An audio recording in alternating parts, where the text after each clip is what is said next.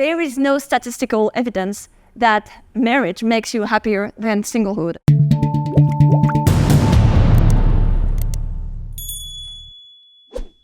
We assume that one of the primary aims in life is to find a lifelong partner, a story embedded in our novels, films, and culture. But a fundamental and largely unrecognized change is taking place.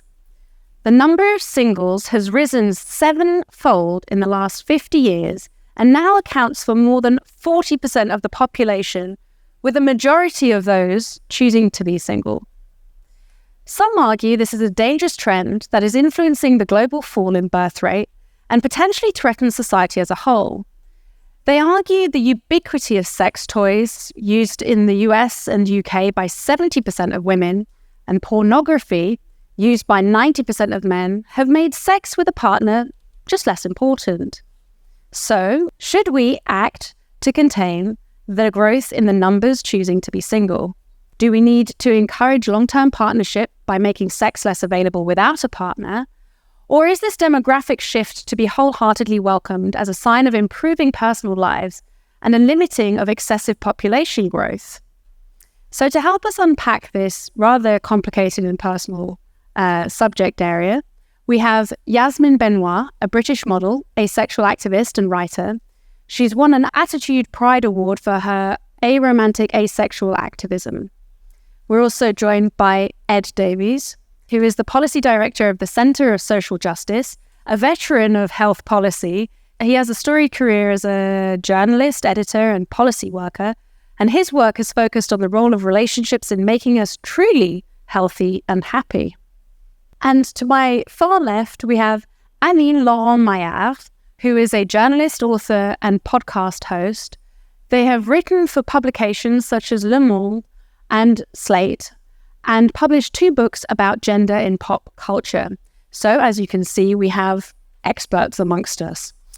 Okay, so Yasmin, I'm going to ask you first. What is the reason for this widespread shift to singleness and living alone, and should it be encouraged, should it be contained, or overturned? 3 minutes. I mean, I definitely don't think it should be contained. It's not like the virus on The Walking Dead. Like, it's not a problem, I don't think. But I think on the most part, it's mainly circumstantial. I think the days of like, you live with your parents, you meet someone, you get married, you move into your new house the day after your honeymoon is long since passed. Nowadays, you're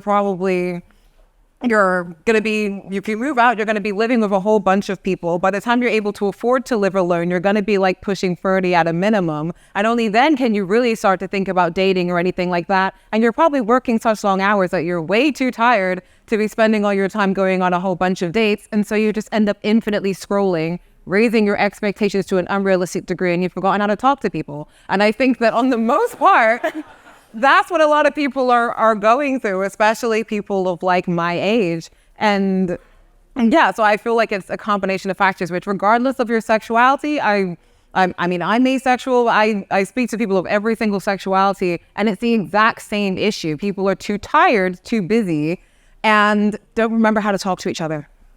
That was very clear. I'm afraid I'm too tired to, Ed, what do you think the reason is for this sort of shift into singleness? So it is interesting. So I got the call a couple of months ago from the organizer of this, who said to me, we're looking for somebody to give a full-throated defense of marriage. And I was like, so I work for an organization that does stuff on marriage, and I was sort of, okay. But I get these calls a lot. And what they're actually saying is we need somebody, just anybody, who is still willing to give a full-throated defense of marriage. And I realise it's not the coolest thing to do these days. I don't get the adulation for it that I would like. I don't get the social media likes. But I've worked in this area. I've worked in health, I've worked in education, welfare and things for about 25 years. And it just really, really matters. Our relationships matter. And why this has happened, it's actually that when you put a big downer on the event, I don't think it's about sex. I actually think it's about death. And I think it's particularly about the Second World War. And if you look at what happened after the Second World War, we just turned into a much more isolated and atomized society. Not just in marriage. So if you look at church attendance, if you look at labor union membership, if you look at sports team membership, they've all plummeted just like marriage, that we just don't build relationships anymore in the same way that we used to. So that's why I think it happened, a sort of reaction to the Second World War. In terms of, is it a good thing? No, it's a really, really bad thing.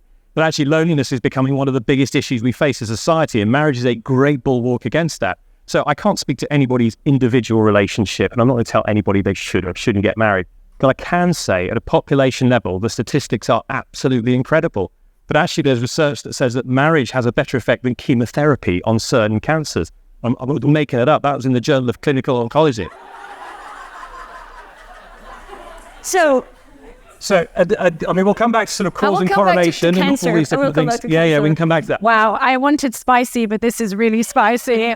There are just realities of our relationships that make it so important. And then sort of the really difficult side as well. And it's personal. Again, this isn't necessarily going to be easy to talk about, but about children, about where children do best, how children flourish, the relationships they flourish in. And we've got to be honest about that. Just going back 50 years, about 90% of children live with a mother and father, and now it's 50-50 in the UK. So not only is that a huge shift, but it means something for every single one of us in this room, that we have all experienced this, so it's visceral and difficult to talk about. But lastly, as a society as well, there are these brilliant benefits of having tight relationships, and there's some brilliant, there's a piece of research done by a guy called Rab Chetty in America, and he looks at social mobility. And he looks at all the things that match. And it's a lot of what you'd expect. It's education, it's wealth, it's things like that. But he looks particularly at social networks. And he found this real anomaly in Utah. And Utah don't spend much on education, and they don't have huge wealth. But Salt Lake City has phenomenal rates of social mobility. And do you know what they have in Salt Lake City? Mormons. Mormons get married. They also have a big underground scene and a lot of LGBTQ plus people in Salt Lake City. But to all these things, all these correlations, whether it's your health, your wealth, your happiness, whether it's your social mobility, all these things correlate with good quality relationships. And I think we have forgotten that since the Second World War, and we're in trouble because of it. Fantastic. Okay. Aline. Talking about cancer. Did you know that 1 in 5 women who has cancer is being abandoned by their husband or romantic partner because men are just not that great overall? You heard it here first, folks. I agree on.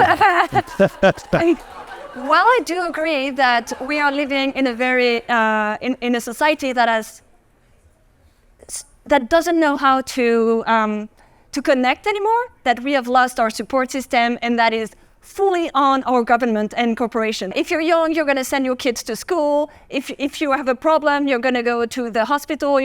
We're going to pay for it. Your friends are not going to chip in. I'm not saying it's a good thing when we didn't have health insurance, NHS and everything, but like overall, everything now is taken care by the government or by corporations. So we have lost the support system that we used to. But it is not the reason why so many people go single now.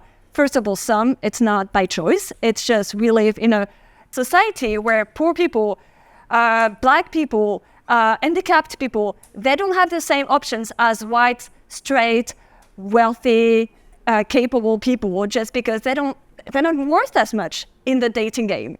And they don't have the time, and they don't have the money, because it costs a lot of money to find someone and to be in a relationship. And you do have more and more people who do want to be single, because straight relationships, not that great. Violence, inequalities, men leaving when they have cancer. It's just not, if you look at the numbers, there is no statistical evidence that marriage makes you happier than singlehood. It is not true. It's just, there's always bias, and if you look at it. Because the reality is, the reason why single people are unhappy sometimes, it's because they don't have the support system. But you can find long-lasting relationship outside of marriage, outside of romantic relationship. I don't know if you've heard of it, but it's called friendship and family. And historically speaking, and I talk a lot about that in my book, I'm studying in French, but it's called post-romantique.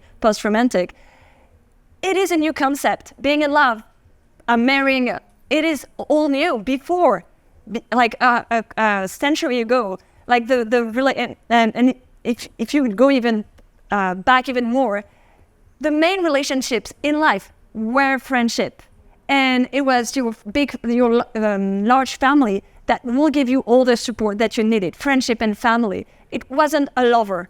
A lover, it's a new thing. It's a brand new thing. And even the marriage, if we're talking about the marriage, without romantic love, without love at all, for most times, it was just an economical union and not particularly good at, emotional support or helping you being your true self or whatever, it was just for the money. And even for that, most of the time your family was the best partner, So that's a really good point at which we can jump into the first sort of theme. Yasmin, I want to ask you in that case to pick up on what Aline was just leaving there, which is this idea of the sort of individual life, right? A life with a partner as being maybe more desirable or worthwhile than a life lived alone, and the narrative that we tell about that. So how has that changed, and is it or is it not? I mean, I feel like it's interesting, even in the phrasing of the question, life with a partner or life alone, as though those are the only two options. You're not necessarily alone just because you don't have a romantic partner. I hope most people have friends. There are other forms. To continue watching this video, click the link in the top left or in the description below. Or visit iai.tv for more debates and talks from the world's leading thinkers on today's biggest ideas.